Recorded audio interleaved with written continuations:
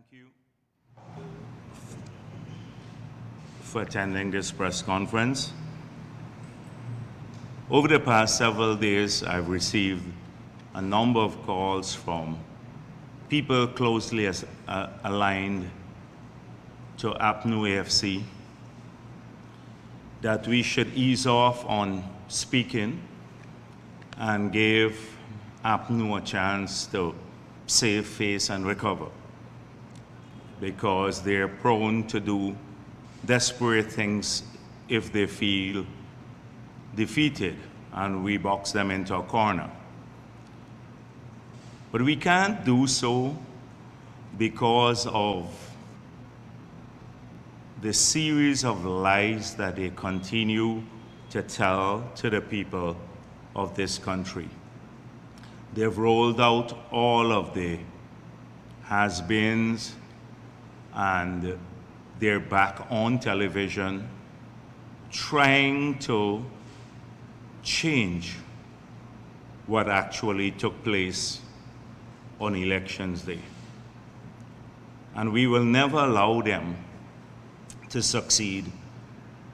They are the only party that publicly in their PR would make failure a virtue.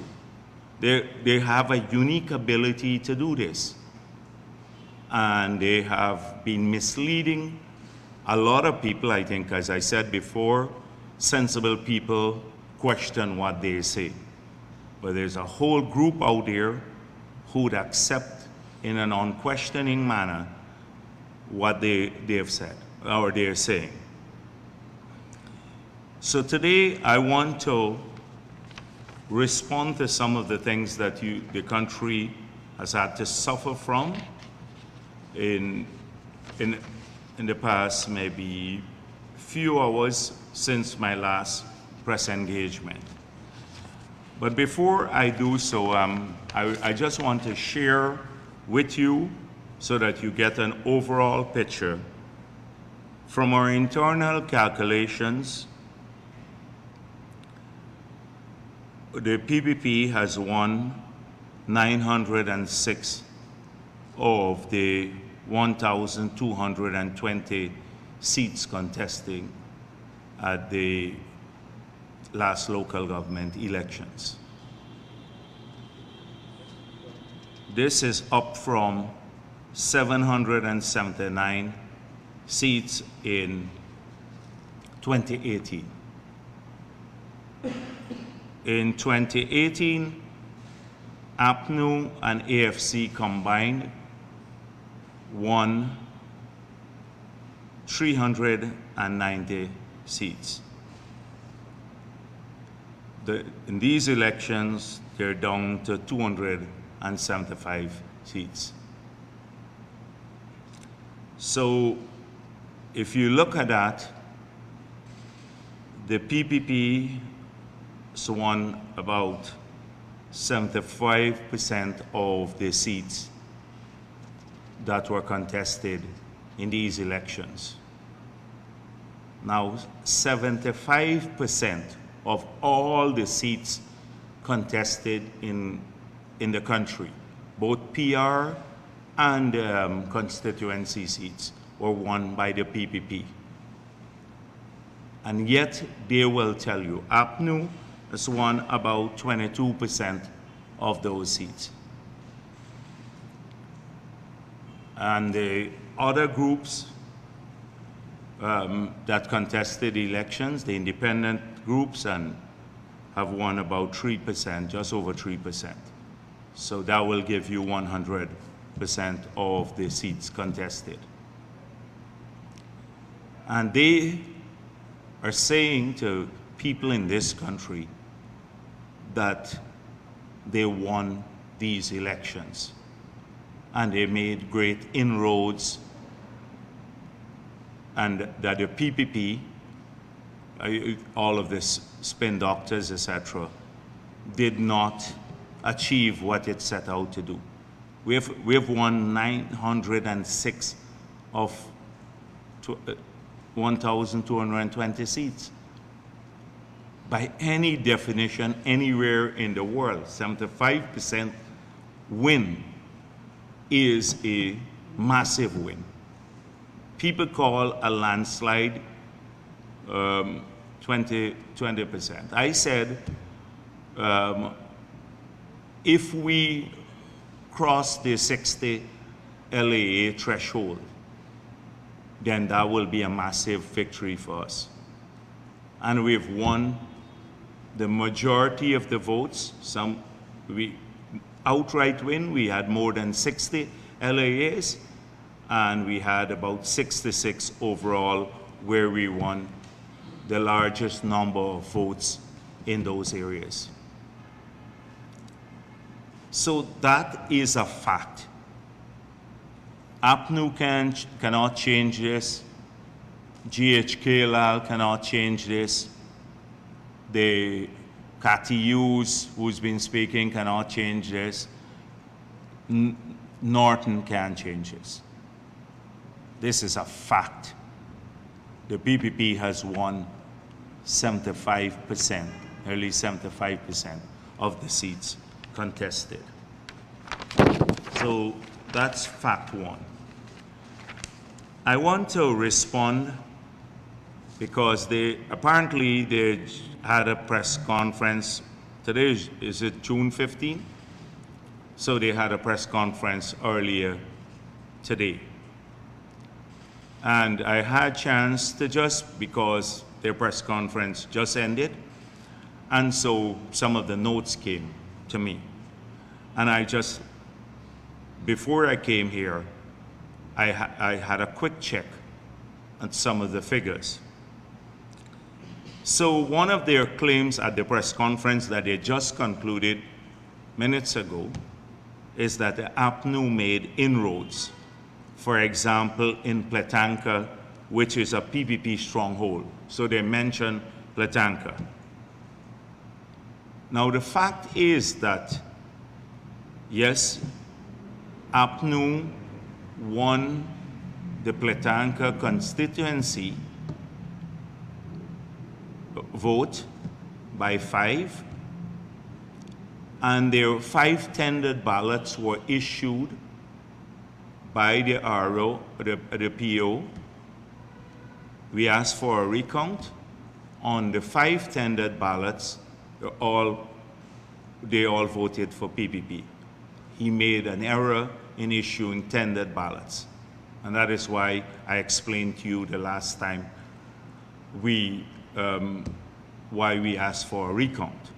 We don't know how GCOM will deal with that matter because it is not error in the vote, it's an error in the PO giving the wrong ballot. So if GCOM accepts this, that Pletanka constituency will be tied. And then you'd probably have to have a runoff. But even if APNU wins there.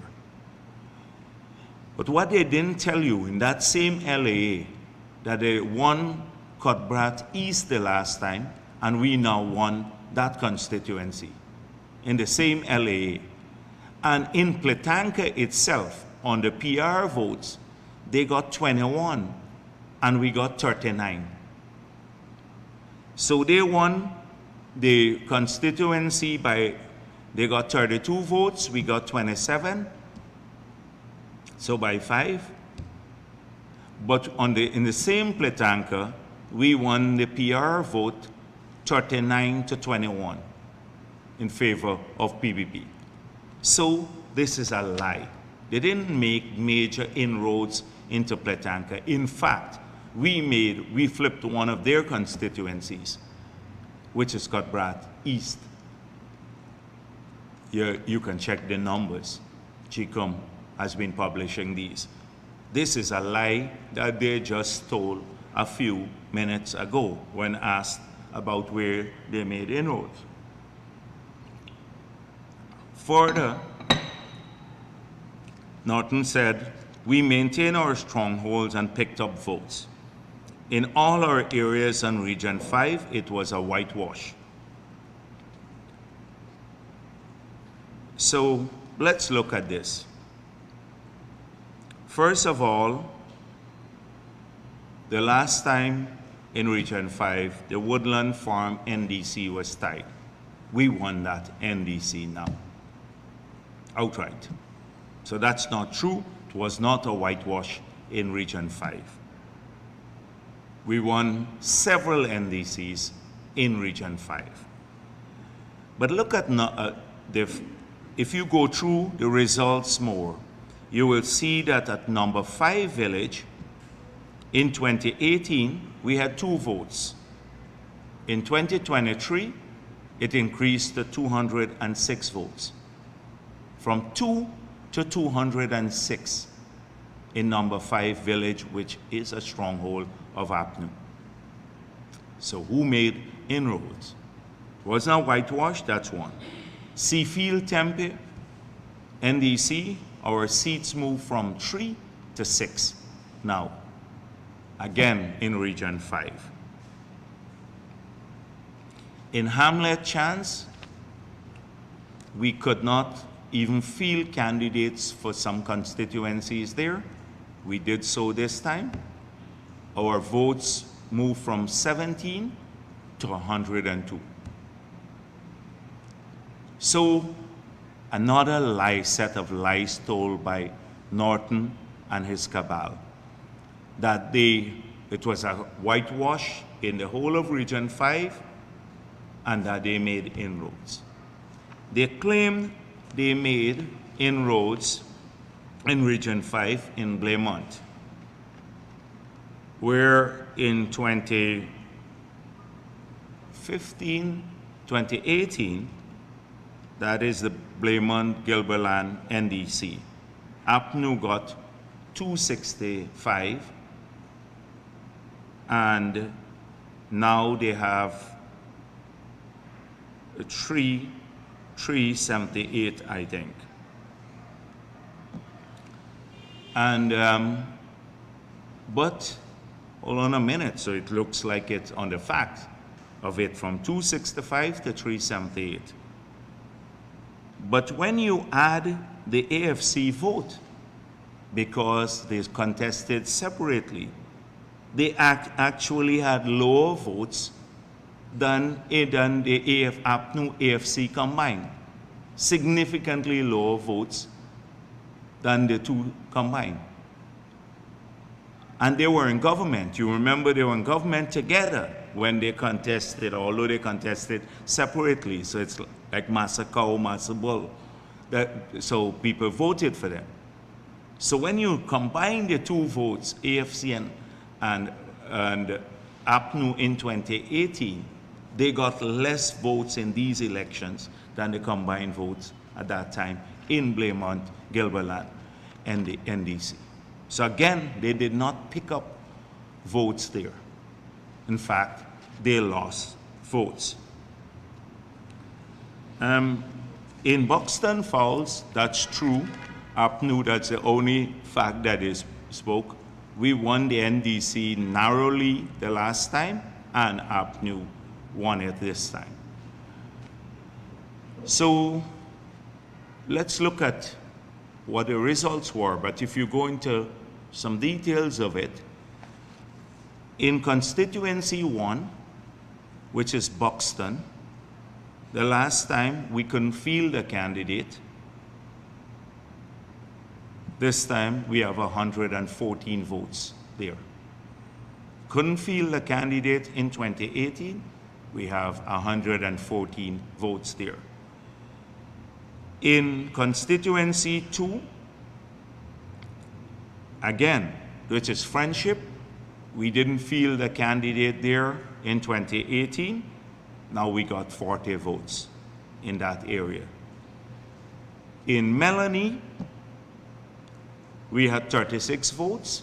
It moved to 125 in that constituency, difference of 8 to 9. So we picked up, even in their strongholds, significant votes. Even in the stronghold, in places where we couldn't field candidates before. So that was the only truthful thing they said about winning the local government area, but they didn't tell the whole picture, that we made, again, inroads into these areas. So I'm going to come back to the press conference for a moment, but I wanted to talk to you about, go back and talk a bit about Georgetown, because you've heard a lot about, from all sorts of people, Gordon Mosley and Starbuck News and many others, saying that we were predicting a win in the city and we failed. Well, if you know me by now and you listen to our candidate, the campaign rhetoric is different than when we speak. Every single time I was asked at this press conference, I said, we're now making predictions, we're waging a campaign. People go into campaign to win. They never go into a campaign to lose. But we are aware of how difficult in many of these areas it will be. These are strongholds of the APNU. So I have seen a lot of people talk about how APNU staved off the PPP in Georgetown and even increased their votes. Again, APNU got in 2018, so the turnout, first of all, moved up by about 5 percentage points. It was 24, it's about 29% turnout now. So higher turnout in the city. APNU got 18,127 votes in 2018. Now they got 20,839 votes. So on the face of it, an increase of 2,712 votes that they are boasting about, that they increased their votes in the city. Gordon Mosley and the others getting ecstatic about this. Increased their votes. But AFC got, which I don't see in the analysis, and someone did a brilliant piece, I think. I don't know who did it, but in the city, which has been very helpful. I'll show you it in a moment. But I think they missed this, that the AFC vote in 2018 was 3,059. So combined, they got 21,186 votes in 2018. In these elections, they got 20,839, a drop of 374 votes, or 1.6%. So their votes in the city actually declined. It did not increase by 2,712, as everyone is portraying now. I see they're talking about it and some of the analysis being done, and the headlines screaming APNU increased their votes. They did not increase their votes, because these were a party that were together in government that just contested separately at the local government level. But when combined, you look now, so they've lost votes in the city from 2018. There was no increase. On the other hand, the PPP's vote was 7,050 in 2018, and it has grown to 12,553, with a higher turnout in the city. We got 5,503 votes more than in 2018, and APNU lost votes, 347 votes. So we increase our votes. They had a decline, and we increase our votes in Georgetown by 78%. That is it. And if you look at some of the constituencies, you will see how close the race was in many of them. One we lost by 4 votes, another by 166 votes, another one by 200 odd votes. With maybe another few hundred votes, we could have flipped the city, because we lost about 3 or 4 constituencies narrowly. And the gain was across the city. In one, it was 498 votes more than 2015 constituency 1. In 2, it was 376. In 3, 240. In 4, 421. In 5, 528. In 6, 287. In 7, 187. In 8, 309. In 9, 367. In 10, 473. In 11, 331. In 12, 489. In 13, 468. In 14, 315. And in 15, 81. But that's a very small constituency with only maybe 1,000 votes that were cast. So you see gains right across the city. Right across the city in strongholds. That is the true picture that they will like to hide from you. That is the picture of Georgetown. 1, we moved from 7 to 11 seats, could have won many more constituencies with just a few more votes, and because the margin was narrow. APNU lost votes in the city with a higher turnout. APNU AFC lost votes in the city. We increased our votes by 78%. This is a major, major feat for candidates and those who work in the city in a stronghold of APNU. In a stronghold of APNU. They behave in a way I don't understand. There's about, oh, it's a failure, they didn't win the city. This is your stronghold.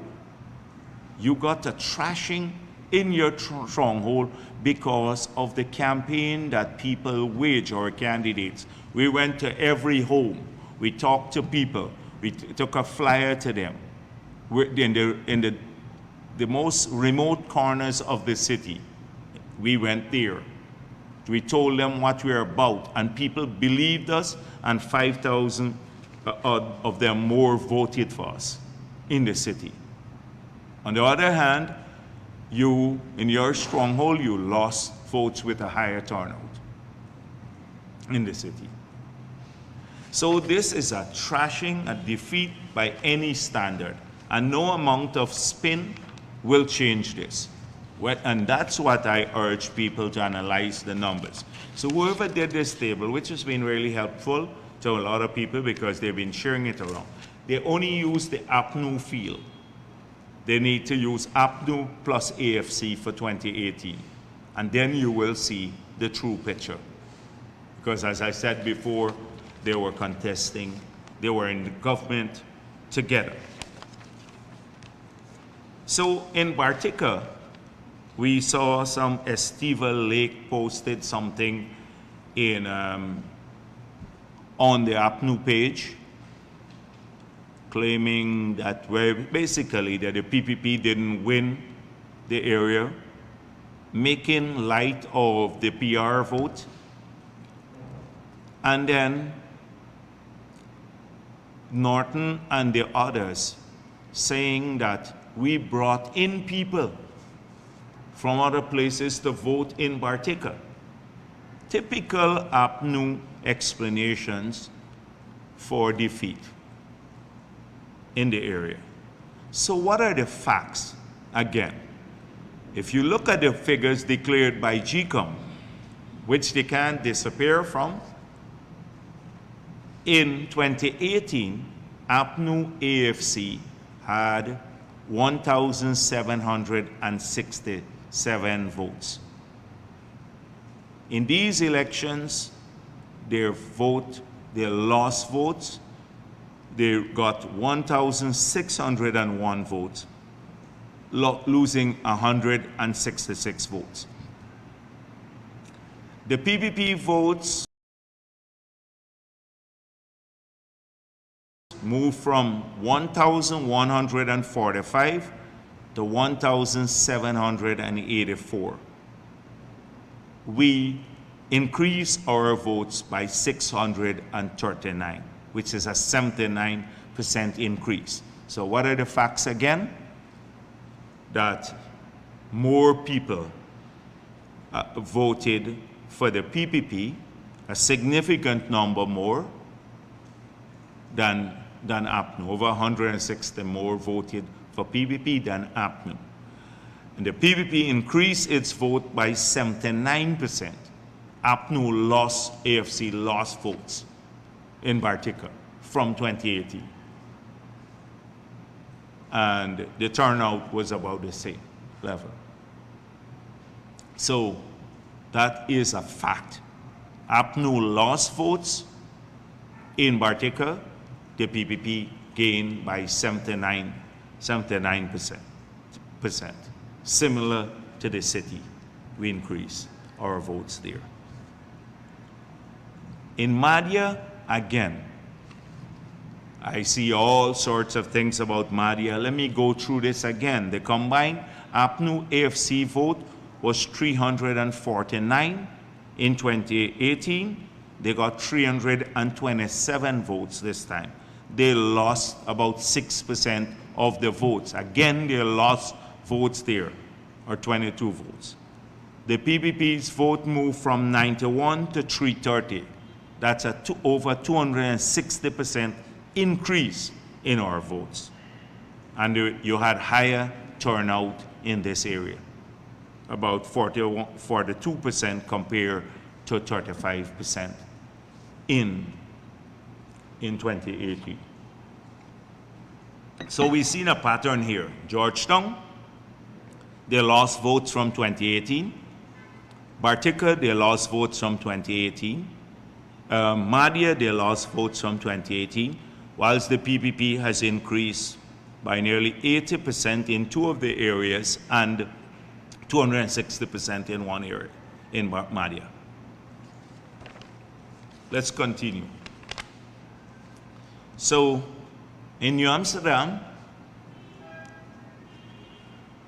the combined vote for APNU AFC in 2018 was 2,888 votes. In these elections, they got 3,074 votes. So they got 82 votes more than in 2018, which is a 6.4% increase. Now the PPP, on the other hand, got 1,095 votes in 2018 and 2,337 votes in these elections. So we got 1,242 votes more than 2018. They got 82 votes more, which is about 113% increase. And the voters' turnout increased significantly from 29% to about 37%. So with higher voter turnout, we got a massive increase of over 100%, and APNU got an increase of 6%. So the pattern is holding in all the areas. Massive increases for the PPP, APNU either losing votes or barely scraping another 82 votes here over the 2018, although you had a massive increase there. In Linden, again, so here the combined votes was 4,681 votes in 2018. In these elections, APNU got 7,998 votes, so they increased their votes by 58%, or 3,317 votes. A major increase here. So the turnout moved from 20% to 36% here in Linden. But look at the PPP. The PPP got 402 votes here in 2018 and now got 2,464 votes. So an increase of over 2,062 votes, which is over 500%. They got 58% increase. We got a 500% increase with a fairly large number of voters, over 2,000 voters. That's success too. That's the only area where they actually had, with a higher turnout, they actually had more votes. In Kwakwani, well, those are the tongues. In Bartica, in Letem, we swept all the seats, as you know. So those are the tongues. And in almost all of the other areas, I'm not even dealing with Rose Hall and Corriverton and Anna Regina, because those are clear. They don't even make claims about those. Kwakwani now, not a stronghold. APNU's vote moved from 386 to 528, a 36% increase. The PPP's vote moved from 135 to 424, a 214% increase. Again, major inroads here. So I don't understand. This is not just inroads. Like, this is like major impact in these communities. Like in New Amsterdam, it's 6 to 8 now seats, down from 11-3.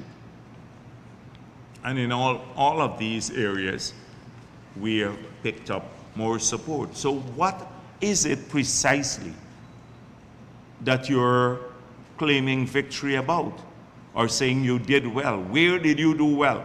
In the areas that they are listed, I already pointed out they are lying in many of the areas. The generalization about the sweeping Region 5, Platanka, Blaymont, NDC. They are just lying about a lot of these things. It's not true.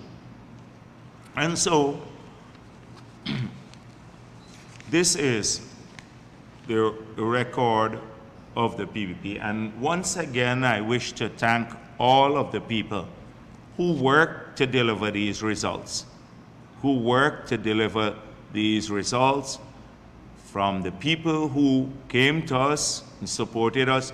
And let me assure them once again that I've seen the rumors, or APNU rumor mill, spreading a lot of lies, which I'll address in a moment. But let me assure them that every single promise made by us on the campaign trail, the reason we went out, joined the campaign, is to give people the assurance that every promise made by the candidates of the PPP, because we had a look at what they were promising, that they didn't become outrageous, the promises, that we stand behind those promises. So in every area, that and we're encouraged by the results. We're encouraged to work harder everywhere. In Kwakwani, in Linden, in New Amsterdam, in South Georgetown, in North Georgetown, in Bartica, in Madia, in the PPP strongholds, let them, everywhere else, Portmore, all of these areas where we didn't have even contests. We're encouraged to work because of these results, harder in these communities. They talk about turnout is a rejection of the PPP. That's another thing. So they had a lower turnout when they were in office. Actually, very much lower turnout in many areas. And these are local government elections. You expect, I told you here that our biggest battle is about complacency. Not that people don't support, but they often believe that we are at the national level, we won the election, so they don't need to come out for local government elections. And so they should be worried that with such a turnout, that we trunks them. Much less if we had a higher turnout. In fact, they don't think sometimes what they say. They don't think about that, what they say.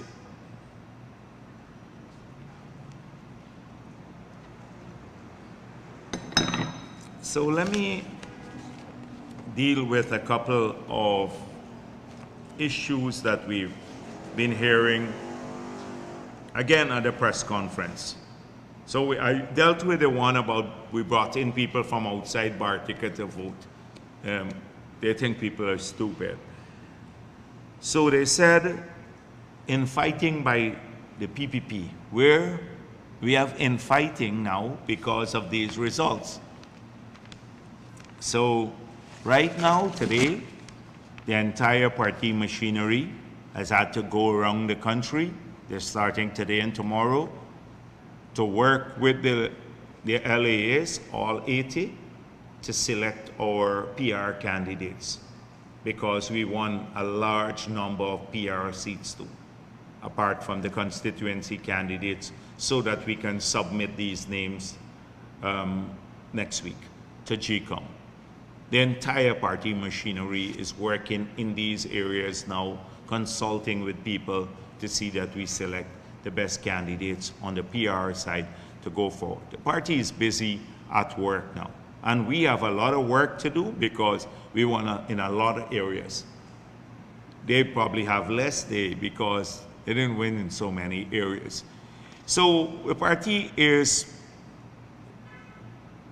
mobilized, ready, excited.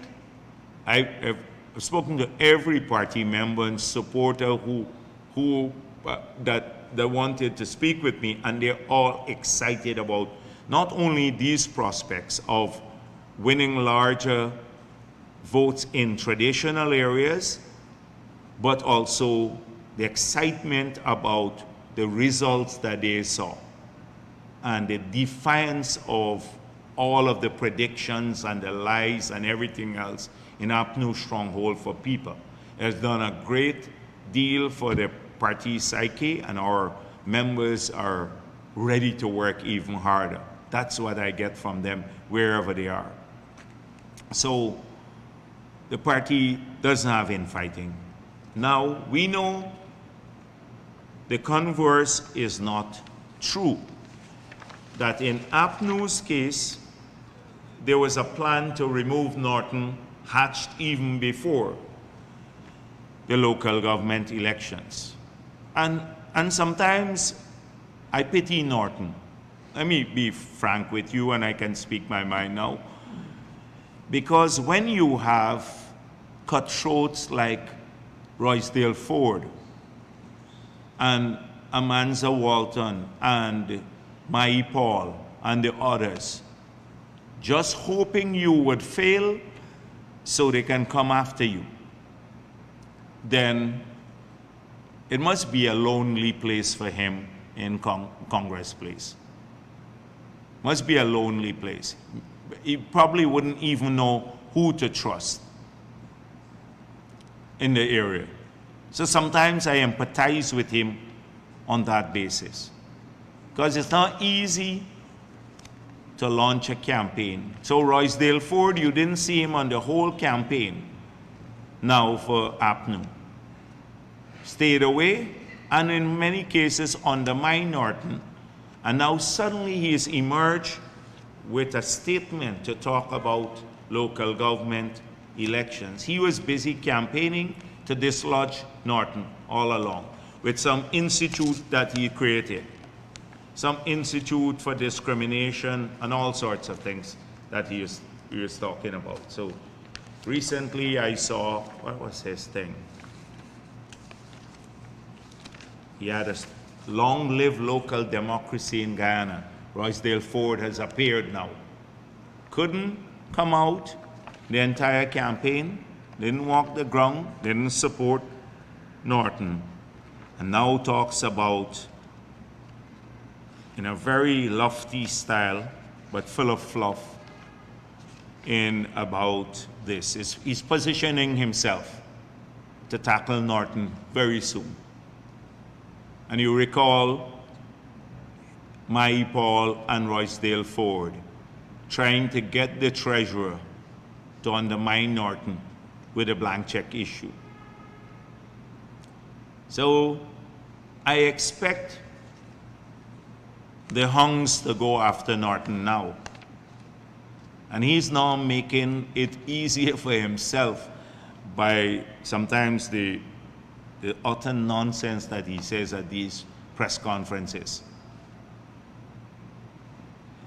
So they will go after him. So when you talk about infighting in the PPP, they have a they've had infighting, and they are going to continue to do this for a long time in the future. A number of people have called me from their side. They share information with us, but from the inside about all that's going on. And it's not a pretty picture that you can paint about their state of affairs there. They can't, it's a deeply divided party, some based on failures of the past. Lots of the characters who are still there come with baggage. Roysdale Ford come with a baggage from the Gaming Commission. Mai Paul with baggage from UG and other places. I can go down the list. Today I don't want to do that. But they have a lot of baggage coming. And some of them were the ones that wrought the havoc on the lives of the people of this country in the 5 years. Had no concern for them. And had no regard for accountability. And at Ferguson and the others, you recall, no submissions of their statement to the Integrity Commission. So it is a motley bunch that is fighting for power internally there, and it's not a good picture. So they can talk about infighting in the PPP. That's what they just said at their press conference. But we know what's going on in the PNC. We know about the undermining, and with social media, activists has been recruited by which side to run down each other's. You're going to see it get nastier by the day. So that's one, the first thing I wanted to say. Two, the next lie is, they said at the press conference today, is the day after the elections, while the results were coming, many of the workers had contracts rescinded. In South Georgetown, they said mainly. Now this is only a party that has no shame would lie like this. I just told you about our great success in many of their strongholds in South Georgetown. I've given you the numbers. And they said that we were rescinding contracts to people. And they spread another rumor that we're going to fire all the part-time workers. We never asked the part-time workers like they would have done, bully them into voting for the PP. We hope they'll vote PPP because they got a job under the PP that they didn't get under APNU. Not a job, but that's why you're here. You provide jobs to people, you provide better health care, you look after them better, and you hope they vote for you. And you campaign on it. We have no shame about doing that, we hope, but we didn't bully them. APNU would have bullied them. APNU would have bullied them. They have a long history of doing that.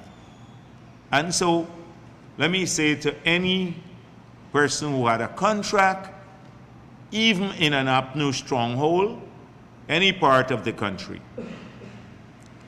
we will not, it's a rumor that we've rescinded any contract. Particularly on election day, they said we rescinded the contract. Two, we're not firing any part-time worker. In fact, we hope to expand the scheme. Three, the business grant that we've had, we will continue. In many parts of the country, people will continue to get their help with the business grant.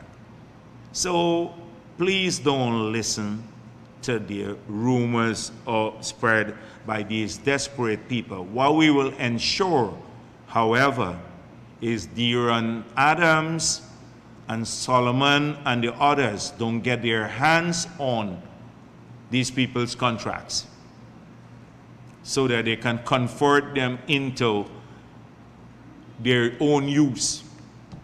And we know what they've done in the past. They will not have that. And we will not allow them to bully and intimidate the voters. I've had calls some people. Look at what they tried to do with the leader of our list from Linden, who is a doctor and a pastor. They tried to vilify him every day, urge people not to go to his church, and all sorts of things. Threaten him personally. And he stood his ground. This was before the election. He stood his ground because he's a very dignified person. If you have a chance to talk to him, you'd find out how dignified and conscientious he is. Nothing like the Sharma Solomons and the Vanessa Kissoons, who are just looking to profit from people's misery. Very dignified, the individual. And he withstood all of that criticism simply because he made a choice to support the PPP. And their work, he and the others in Linden worked very hard, and they yielded phenomenal results, and in Kwakwani too. So I know they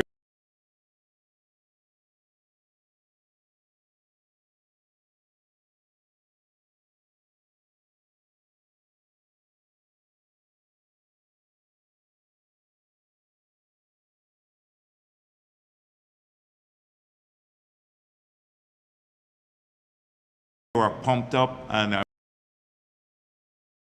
sold out, and many of them reporting to us, rebuffing them. In New Amsterdam, there have been a lot of calls to people, look, you have to come back to the APNU, and people, a lot of our candidates have said, to what? Failure? So in many of these areas, people are rejecting the negative vibes that they're coming up, and this assault on people. I saw again, they talk about the voters list on residency. Somehow I don't know if this is right, but Norton said that you don't need a constitutional amendment to change the residency requirement. But it could be the notes that I got, because they just concluded their press conference. I don't expect him to be that silly, but if he actually said that, watch if he said that, then put it down as the ranting of a madman for that, if he actually said that. Now, I wanted to talk a bit about Cathy Hughes. Suddenly she emerged, Cathy Hughes, and laughing. She did an op-ed, I don't know in which paper or where, laughing on the outside, crying on the inside. PPP's contrived happiness attempts to conceal defeat in local government elections. Can anybody ask this person if he has a modicum of integrity? We're concealing our defeat in the local government elections. The APNU, the AFC, which was quietly campaigning, Ramjatan and all the others telling people to vote for APNU. They did this everywhere in our strongholds, etc., thinking that the support that they got in 2015 would have somehow rubbed off and gone to APNU. It did not happen. They were busy campaigning, although they said they're not contesting, because they did not want to split the vote. And that is something else. In Georgetown, in 2018, we won in some areas because there was a split of the votes between the two. Here we won outright in some of these constituencies, the 5 constituencies, outright in a face-to-face contest with APNU. party to party. So Cathy Hughes has come down, and she has a lot of bad things to say about everybody under the sun. Patricia Chase Green and Malcolm Ferreira and Tricia Richards and many of the others. This is a vile character. She has this pretense at intellectualism, but she is hollow. And I tell you, sometimes it's difficult to stand the repulsiveness of her. She is contrived. She presents an air of being smart. Now, when you look at her record under the last 5 years, this was one of the ministers that would engage in corrupt activities. I'm saying that because she got contracts in her own ministry for her own company. When she was minister, she was signing checks on behalf of the company. And that same company was getting contracts in her ministry. We know about, and she suddenly surfaces again to talk about local government results.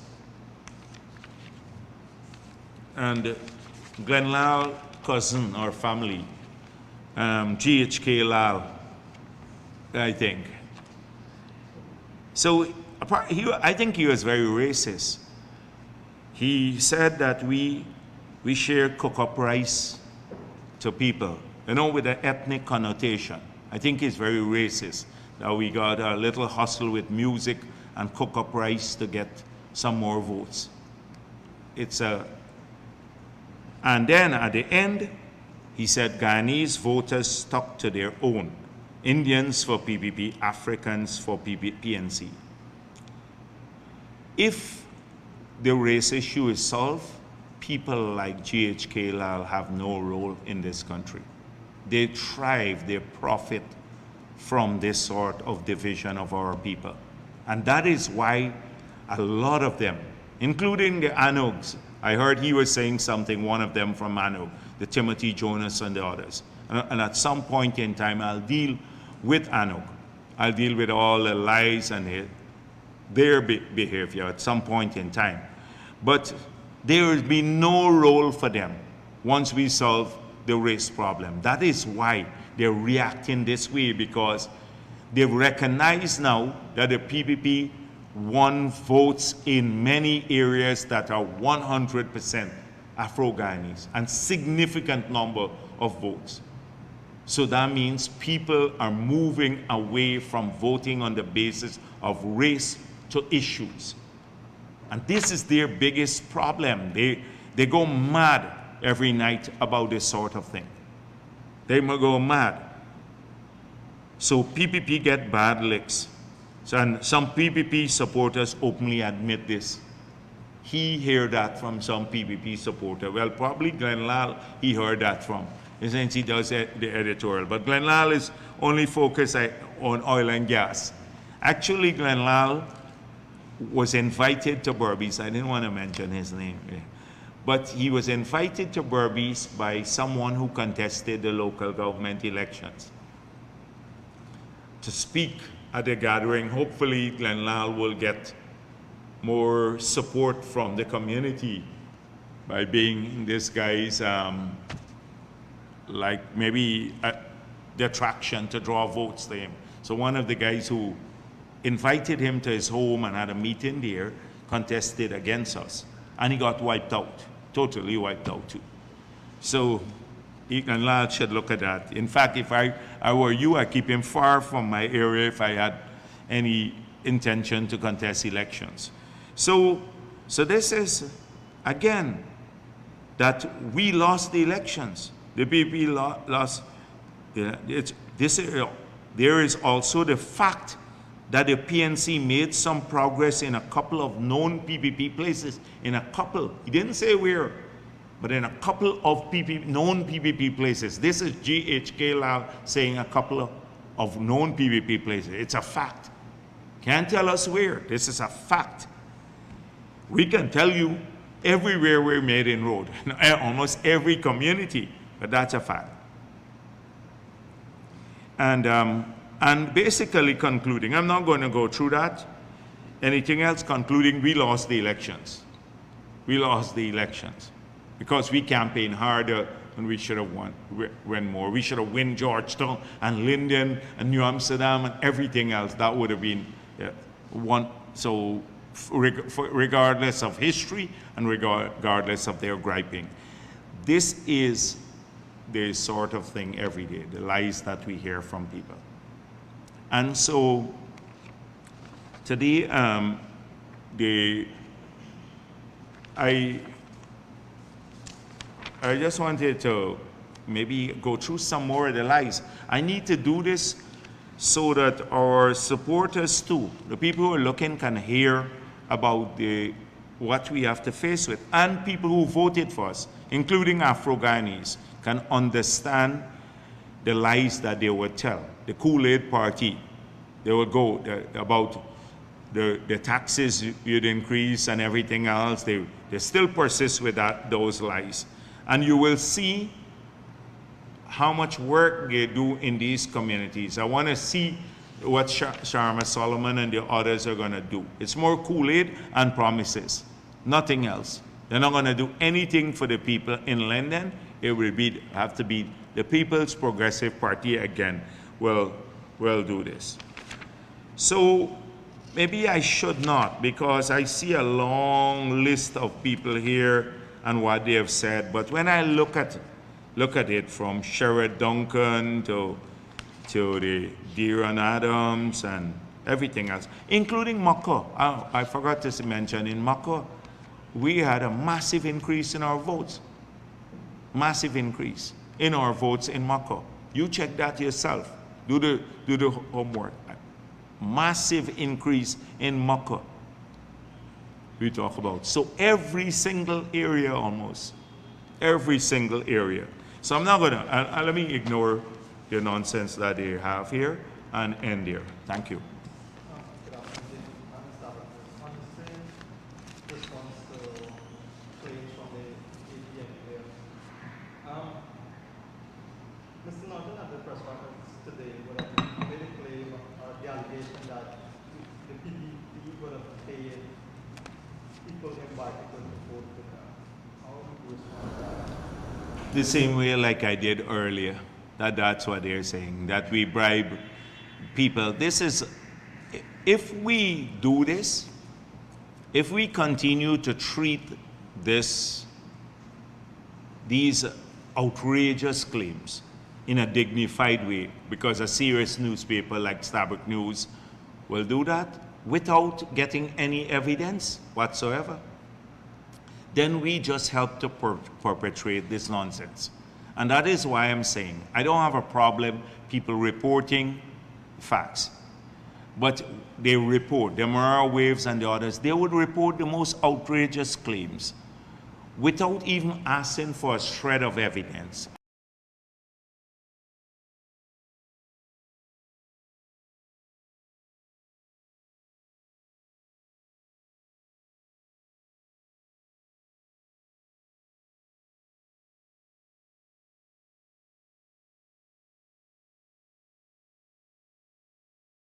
And say, Norton bribe to vote. You can't bribe people to be enthusiastic. They complain about our people or eating cook-up, like that's what the racist GHK Lal was saying. Eating cook-up and dancing and all of that. That's what he was aiming for. And that's the bribe, bribing people. This really, really disgusting thing. So people came out because they saw the better future with us in their communities. And the people in Bartica too did that. So not a single shred. You should report that in spite of the numerous allegations from nomination day to now, not a shred of evidence, not one person. Adam Harris keeps saying, oh, people, they pay to wear the red T-shirt and stuff like that. They couldn't even find a single man with all these red T-shirts that got them so mad, and they're still talking about. They couldn't find anybody to say, okay, I got some money to wear the red T-shirt. You're going to see by tomorrow, they're going to find an APNU man to say he got some money. That's what they're good at. So it's a hogwash, nonsense.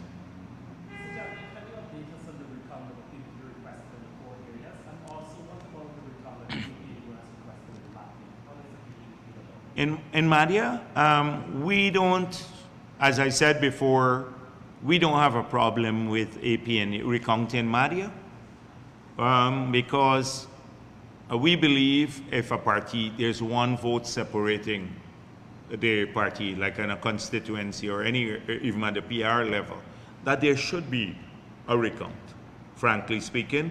But we can't tell them APNU to request a recount. They have to request on their own, but we will support a recount like that because you remember 2015 in Region 8, there's one vote separating us for the MP seat from that region. And APNU and GCOM on the Search Valley refused us the recount in 2018. We don't want to do the same thing. We can't do it. GCOM has to make that decision, but we will support a party that has a one vote difference. It's not just about winning, it's about fairness. And whenever the formula is worked out and applied, right, about even the tied areas, even if APNU gets some of the chairmanship, we've proven a point already. In Bartica, in all of the areas that are tied, we have beaten them on the popular vote in their strongholds. On the popular vote, we've beaten them. And that popular vote matters. You can't add up the constituency and the popular vote. It's the same person voting 2 times. So on the popular vote, the PR, that's how you count it. And we've beaten them on all the areas, 66 areas on the popular vote. So for me, I'm not even looking at that, the other configuration now of the NDCs. I'm looking, we've already proven a point in this regard.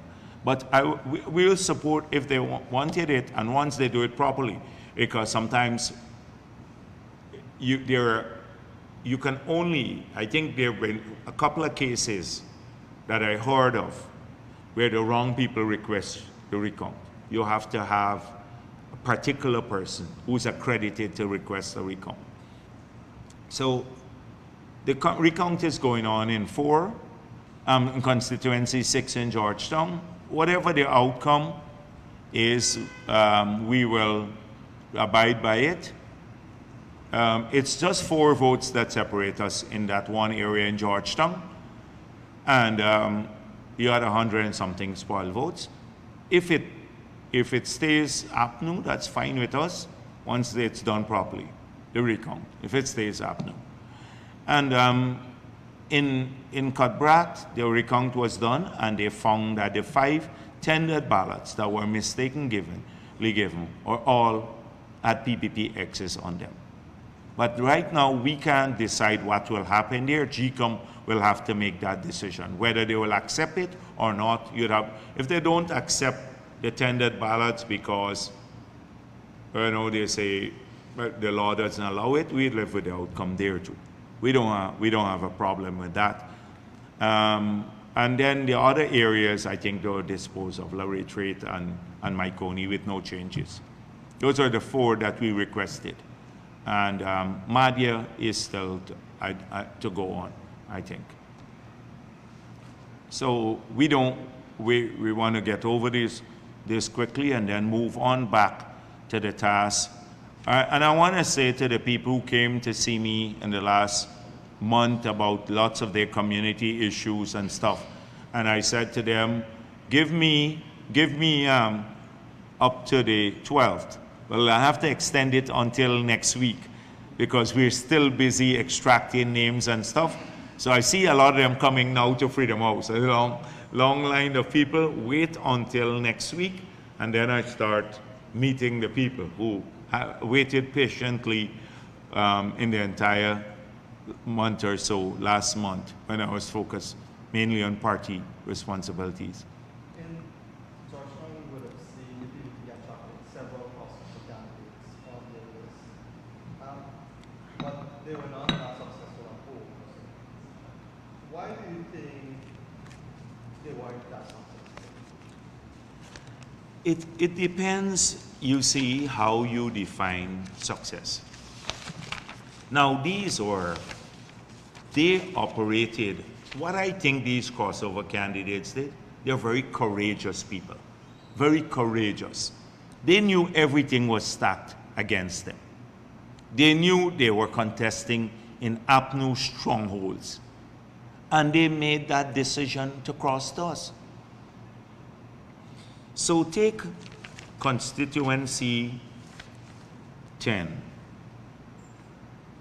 for example. The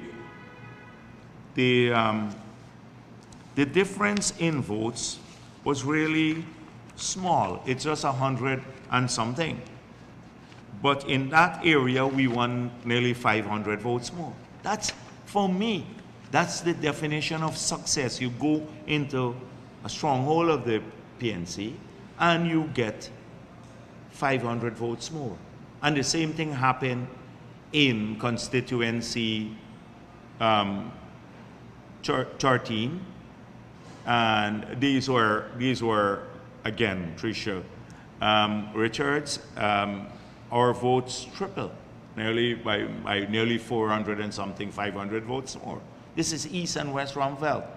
That's Alboystown, Charlestown.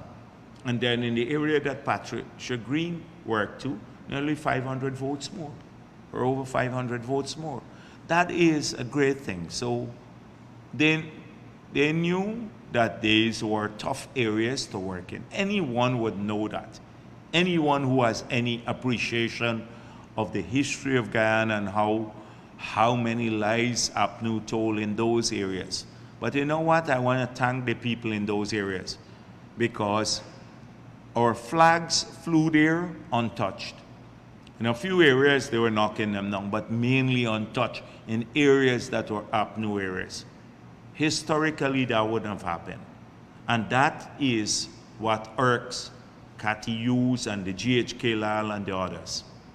Because people allow us to campaign freely. And we need to be thankful for that, right across the country. People allowed in strongholds of APNU. Today, many families that did not vote for us, they were receptive and often kind to our activists who walked the ground. You know, it was not always like that. I remember in the early 90s, wearing a red t-shirt in the city, in any part of the city, was something at election time was a problem. That's the whole city here, even going down the road in front of Freedom House.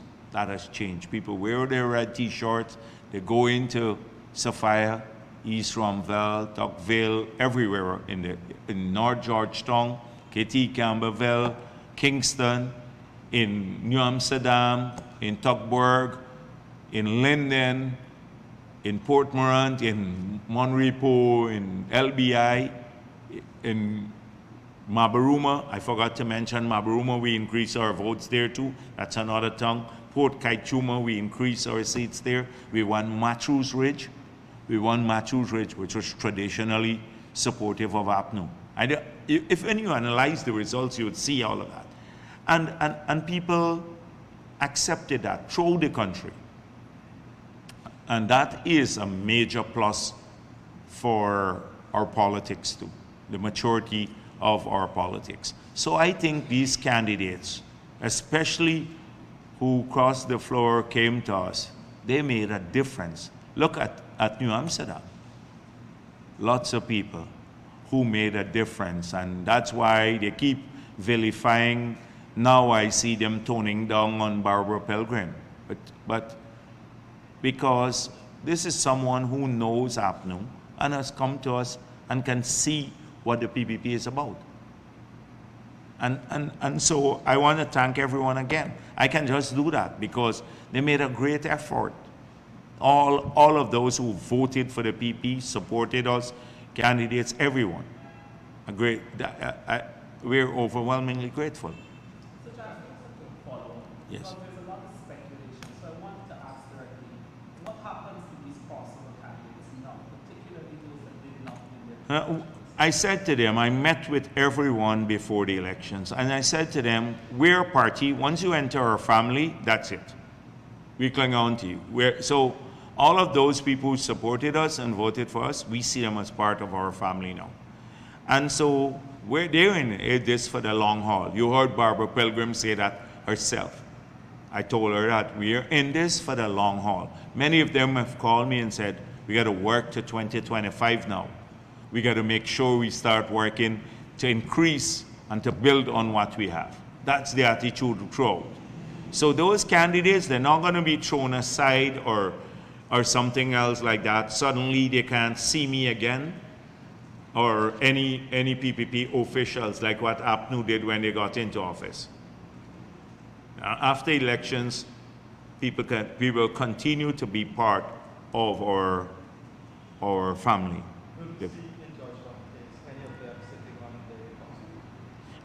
That's the extraction will have to take place soon, but I don't want to be premature. It depends on if they're on the PR list too. So if you didn't win in the constituency, you have to be on the PR list to be extracted.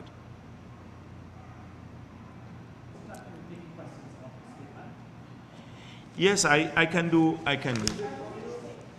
Right, yes, sure. Right, understand. So, you spoke about tolerance in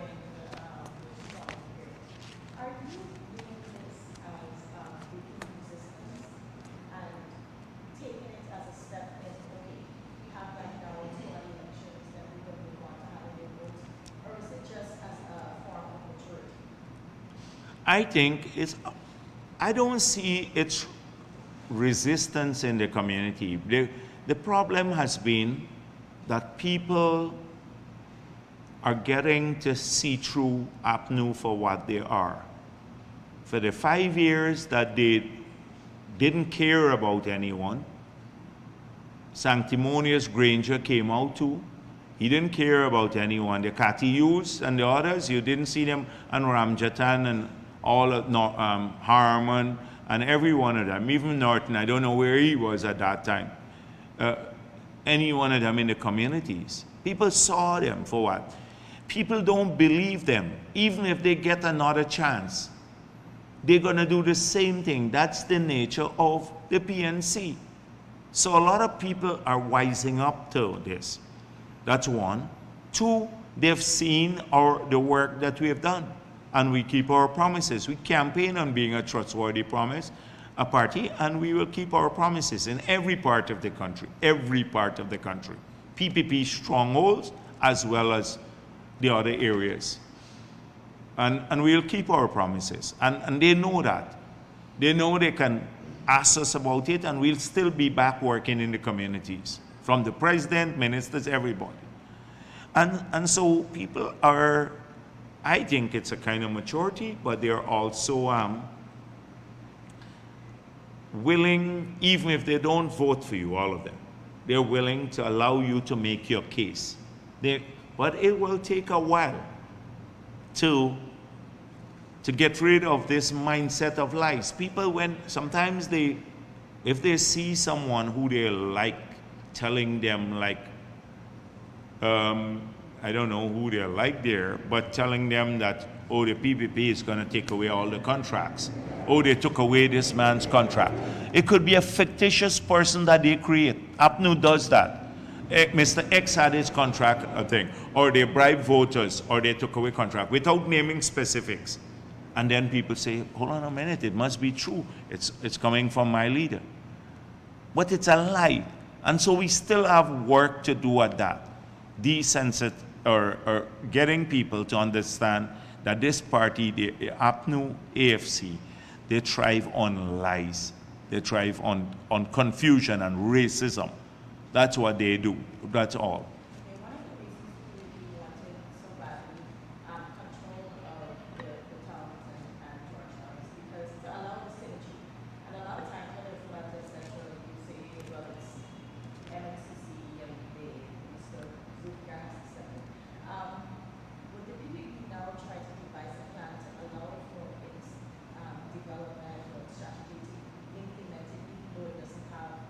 Yes. We laid out a plan for transforming the city, as we have a plan for every region. Every region. In Port Kaituma, I said up to yesterday, I was talking to the leadership there. I said to them, in 4 Mile, we are going to do all the roads, the internal roads.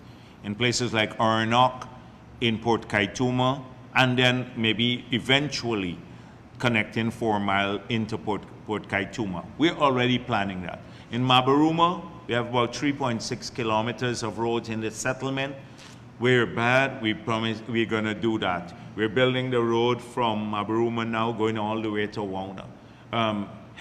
The hospitals are gonna be built in these areas. We have a plan for every area. I can tell you the plan for every single community, including Berbice, what our healthcare plans are, roads, etc. Berbice, Region 3, Region 2, every community. So it's not just about Georgetown. It's in every region. I know what the plans are because we have laid them out. We're implementing them. And so we plan to go ahead. In the city, we have a plan to change the city. It would have been immeasurably easier if we had a like-minded council where we could say, you better streamline, live stream the council meetings so that people can see what you're discussing there. But we can't say that to this APNU council now. They don't want that. They don't like transparency. We could have forced them to get all their accounts audited. Now that's an age-old problem in APNU-controlled City Hall or anywhere in the country. We may not be able to do that. But would we continue to improve the lives of the people in Sophia or in South Georgetown or North Georgetown or anywhere else? The answer is yes. We will continue. We're not are deterred by these results. In fact, these are great results. We're encouraged by the results. It makes us want to work even harder. Do you know what it is to increase our votes by over 5,000 in the city when APNU lost votes in the city with a higher turnout even? It's major. In regards to the wins of the LAAs, can you say how many new LAAs were from preliminary? New? Yeah, like from the 6 states, how many are you?